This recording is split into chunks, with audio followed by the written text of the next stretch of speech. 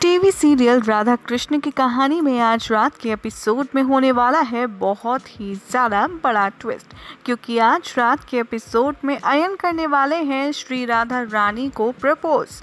जी हाँ, होगा कुछ यूँ कि कुरुक्षेत्र की हाट में श्री कृष्ण की दुकान में अपना सामान रखने के लिए राधा रानी अयन को अपने साथ लेकर आएंगी, जहाँ पर वो राधा से अपने दिल की बात कहता आएगा नजर। और उससे पहले श्री कृष्ण राधा रानी को यह ज्ञान देकर ही चुके थे कि अयन को सही रास्ते पर पहुंचाने की जिम्मेदारी राधा की है।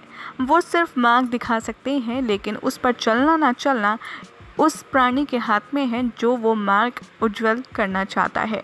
और इसी बात की कंफर्मेशन में राधा रानी को भेजा जाएगा अयन के पास और वो उनकी मार्गदर्शन करती आएंगी नजर।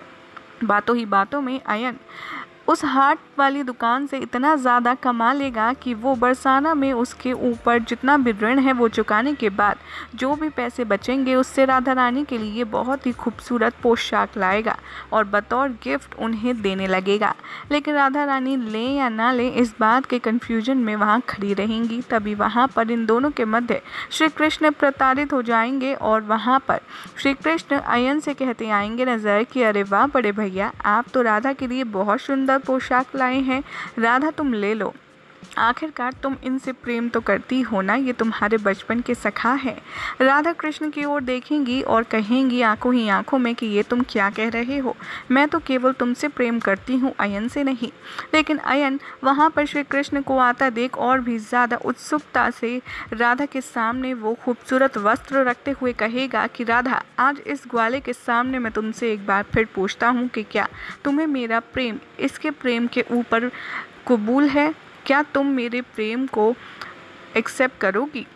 राधा रानी कुछ भी कहने से पहले श्री कृष्ण की ओर देखते हैं और श्री कृष्ण राधा को हाँ कहने का आदेश देते हैं और अपनी आंखों के जरिए उनसे हाँ कहलवा देते हैं। राधा रानी अयन का प्यार और उसका तोहफा दोनों एक्सेप्ट कर लेती हैं, जिसे पाने के बाद अयन बहुत ज़्यादा खुश हो जाता है। बड़े ही आश्चर्यचकित होकर राधा रानी यहाँ कृष्ण से पूछती हैं कि तुमने भला ऐसा क्यों करने को कहा कृष्ण, तुम जानते हो कि मैं अयन से प्रेम नहीं करती। तो श्री कृष्ण यहाँ पर राधा को समझाएंगे और कहेंगे कि मुझे मालूम है राधा, लेकिन एक मित्र के नाते तो तुम उनसे प्रेम करती ही हो ना, वो तुम्हारे बचपन के सखा जो ठहरे। और इसी के साथ कृष्ण राधा रानी को ये भी समझाएंगे कि अगर हम उनके मन में जो भी प्रेम और भावना उज्ज्वल हो रही है उसको हम नष्ट कर देते तो वो सदैव के लिए अपने हृदय में नफरत लेकर यहाँ से चले जाते।